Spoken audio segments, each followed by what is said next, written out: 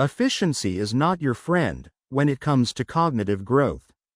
In order to keep our brains making new connections and keep them active, you need to keep moving on to another challenging activity as soon as you reach the point of mastery in the one you were engaging in. The world's fifth largest continent, Antarctica, is almost entirely covered by ice, 2,000 meters thick. The area sustains varied wildlife, including seals, whales, and penguins. The Antarctic Treaty, signed in 1959 and enforced since 1961, provides for international governance of Antarctica. Tissues are grouped together in the body to form organs. These include the brain, heart, lungs, kidneys, and liver. Each body organ has a specific shape and is made up of different types of tissue that work together.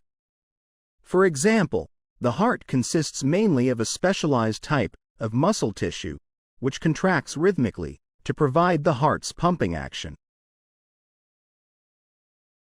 The life of a hunter-gatherer is indeed, as Thomas Hobbes said of the state of nature, solitary, poor, nasty, brutish, and short. In some respects, to be sure, wandering through the jungle bagging monkeys may be preferable to the hard slog of subsistence agriculture. Aquaculture, also known as aquafarming, is the farming of aquatic organisms such as fish, crustaceans, mollusks, and aquatic plants. Aquaculture involves cultivating freshwater and saltwater populations under controlled conditions. When a major disaster strikes, the first people on the scene are often local organizations, residents, and volunteers. They are often faced with the retrieval and immediate management of dead bodies before forensic experts can arrive. Smartphones have become an everyday essential for millions of us. We rely on them for everything, from updating our social media profiles to banking.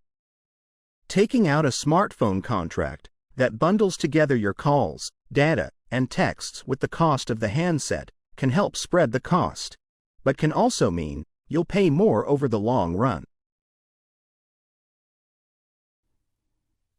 History is selective. What history books tell us about the past is not everything that happened, but what historians have selected.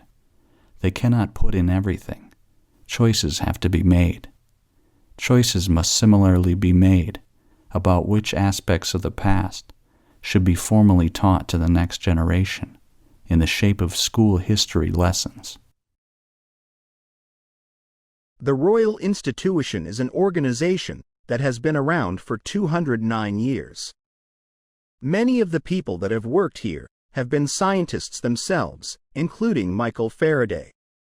He made the discoveries that made generating and using electricity much easier, making it possible for us all to switch on lights, cook our dinner, play games consoles, much more. Today, telecommunication is widespread, and devices that assist the progress are common in many parts of the world.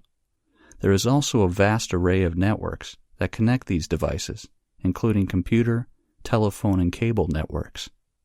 Computer communication across the Internet, such as email and instant messaging, is just one of many examples of telecommunication.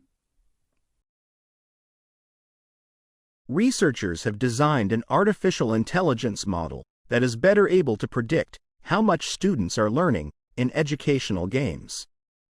The improved model makes use of an AI training concept called multitask learning and could be used to improve both instruction and learning outcomes. Australia has one of the world's most important mining industries. It is a major exporter of coal, iron ore, gold, and copper, and is self-sufficient in all minerals bar petroleum.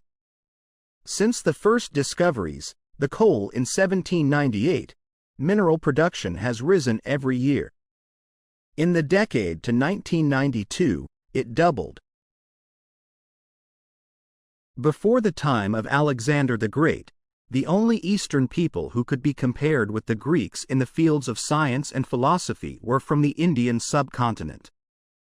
However, because so little is known about Indian chronology, it is difficult to tell how much of their science was original and how much was the result of Greek influence. All the works of art shown in this exhibition were purchased on a shoestring budget. The criteria that the curators had to follow were that works must be acquired cheaply, appeal to a broad range of tastes, and fit with unusual environments. Thus, many of our better-known modern artists are not represented. Teenage girls are continuing to outperform boys in English, while the gender gap in achievements in math and science has almost disappeared. The figures show that last year 80% of 14-year-old girls reached at least the expected level 5 in English, compared with 65% of boys. But in math, the girls are just 1% ahead of boys, while in science, the difference is 2%. Have you ever pictured a world without light? Just think how much we rely on man-made light sources in our lives. Without engineers, we wouldn't be able to live the way we do. No street lights, no TV, no computer display, no house lights. Engineers design and build all these things. And they also design, build, and run the electricity systems that power all these light sources. Imagine living all your life as the only family on your street. Then, one morning, you open the front door and discover houses all around you. You see neighbors tending their gardens and children walking to school. Where did all the people come from? What if the answer turned out to be that they had always been there, you just hadn't seen them? Traditional divisions of domestic work are understood to persist because of the strong association of the home with femininity and paid work with masculinity. To challenge who does what in the home is arguably tantamount to challenging what it is to be a woman or a man. The elephant is the largest living land mammal. During evolution, its skeleton has greatly altered from the usual mammal, designed for two main reasons. One is to cope with the great weight of huge grinding cheek teeth and elongated tusk, making the skull particularly massive. The other is to support the enormous bulk of such a huge body. Shrimp farmers used to hold animals in nursery ponds for 30 to 60 days. Now they try to move them into grow-out ponds in less than 30 days. This reduces stress on the animals and dramatically increases survivals in the grow-out ponds. Many farms that abandon nursery ponds have gone back to them, and the results have been surprisingly positive. They're using the old, uncovered, earthen nursery ponds.